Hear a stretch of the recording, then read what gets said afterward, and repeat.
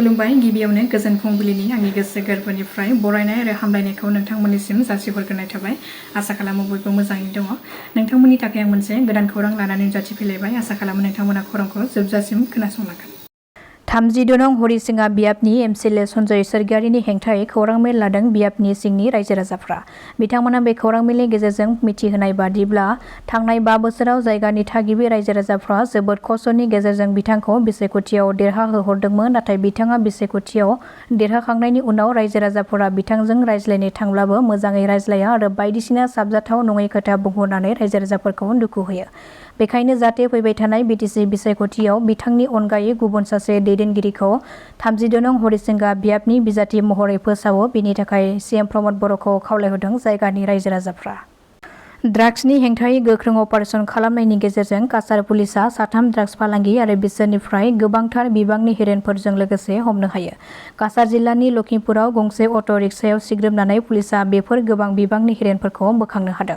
मोनसे स्रोद सुलुंखौ बिथा खालामनानै लखिमपुरनि एसपि पृथ्वीराज राजख'वानि दैदेननायाव बे अपारेसनखौ खालामनाय जादोंमोन, जेराव मोन 7 साबोननि बाक्सुआव सोनानै लाबोखुमानाय गासै 87 ग्राम हेर'इनखौ बोखांनो हायो।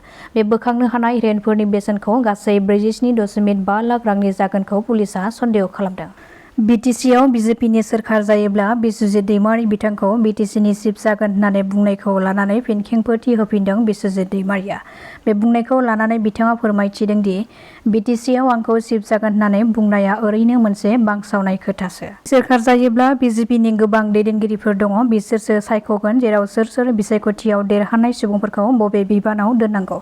नाथाय आं बिसायख'थि गेलेया, आंखौ ओरैनो बिटिसि ओनसोलनिफ्राय दिनै बिजेपिनि सेथि थाखोनि पजिशन एबा आसामनि बुंथिगिरि बिबानाव थानायखाय ओरैनो नुहुरनाय बादि बे खोथाखौ बुंदों, नाथाय आं बिदि सानाखै आरो बेखौ दोलोआसो सायख'यो, जेराव आं दायो सासे बुंथिगिरि हिसाबै बिसायख'थिबो गेलेनो हाया आरो बिसायख'थिनि केम्पेइनावबो आं बाहागो लानो हाया। बेखायनो दासान्दि जिहेतु बिसायख'थिनि बारहावाया बारगासिनो दंखाय बेखौ राजखान्थियारि भाबै जायफोरखौ लिडार हिसाबै नुयो बिसोरखौनो लानानै सावरायनाया जाबाय थायो। बेनि गेजेरावनो आंनि मुङाबो मोनसे बांसावनायाव गोग्लैदों होननानै फोरमायथिदों बिथां बिस्वजित दैमारीआ।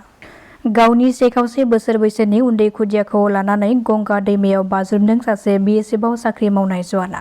जाथायनि सोमोन्दै मिथिनो हानाय बादिब्ला नखरनि दावराव दावसि जानायनि जाहोनाव बिसियाबो सहायनो हायैयाव सानबानि सिगाङावनो बे गंगा दैमायावनो बाज्रुमदोंमोन। गोबां नागिरसेयावबो नाथाय बिसिनि गोथै देहाखौ नागिरनानै मोननाय जायाखैमोन। बिसिखौ नागिरनाया सोलिबाय थानायनि गेजेरावनो फिन आरोबाव फिसायाबो फिसाज्लाखौ लोगोआव लाफानानै दैयाव बाज्रुमो। दैयाव बाज्रुमनो नागिरनायखौ नुनानै साखाथियाव नुहुरनाय सुबुंफोरा राव हरनानै सासे टेक्सि ड्राइभारा रैखा खालामनो नाजादोंमोनब्लाबो नाथाय रैखा खालामनो हायासै। दैयाव बाज्रुमनायखौ नुनाय लोगो लोगोनो जायगानि सुबुंफोरा पुलिसनो खौरां हरो आरो जाथाय जानाय जायगायाव थांनानै नागिरनाय खामानिखौ जागायजेनदोंमोनब्लाबो नाथाय मोननो हायाखै। बे जिउ फोजोबना लानाय बिएसएफ जवानखौ राहुल सिंह 33 बोसोर बैसोनि आरो बिसिनि मुंखौ मनीषा होननानै सिनायथिनो हादों। बे जाथायाव जिउ फोजोबना लानाय बिसि फिसायखौ नाजिबाबादनि बेदबिहार कल'निनिमोन होननानै मिथिहोदों। बागानपारा बियाबाव 12 कौटि रांनि बाजेटजों लामा, दालां, जिरायसालि, थानसालि बायदि लुफुंनो थाखाय अन्थाइ खाम्फा गायसनदों बुंथिगिरि कातिराम बर'आ।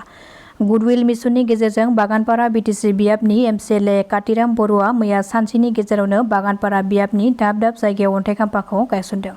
बागानपारा ओनसोलखौ गोख्रों जौगाहोनाय आरो रायजो राजाफोरनि हान्था मेला राहा, मेल मिटिं खालामनो थाखाय सुबिदा जानाय बायदिखौ नोजोर होनानै मैया सानसेनि गेजेरावनो गं 12निबो बांसिन गामिफ्राव 12 कौटि रांनि बिटिआर सोरखारनि बाजेटजों बेफोर खामानिखौ मावफुंनो आखायाव लादों बुंथिगिरि कातिराम बर' बिथाङा।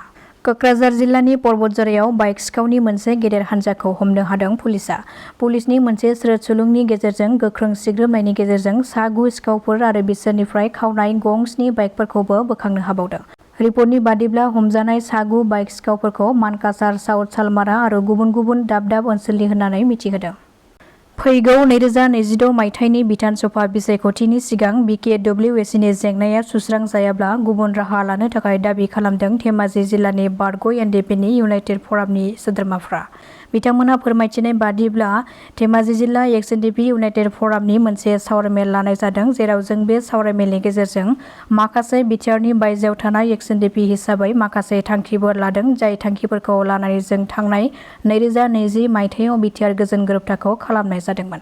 बेफोराव माखासे दासिमबो इस्युफ्रा पेन्डिं जानानै दङ, जेराव बिटिआरनि बायजोआव थानाय गोबां मुंख्लंफोरनि अनसुंथाया थालांबाय। दानि गोदान सोरखारा जोबनायनि लामायाव फैबाय, नाथाय अब्लाबो धेमाजि जिल्लानि जायनाखि मुंख्लं नखरफोरनि अनसुंथाय बेखौ आबुं खालामनो हायासै, जायखौ लानानै जोंनि UPPL सोरखारखौ दुखु मोननायखौ फोरमायदों।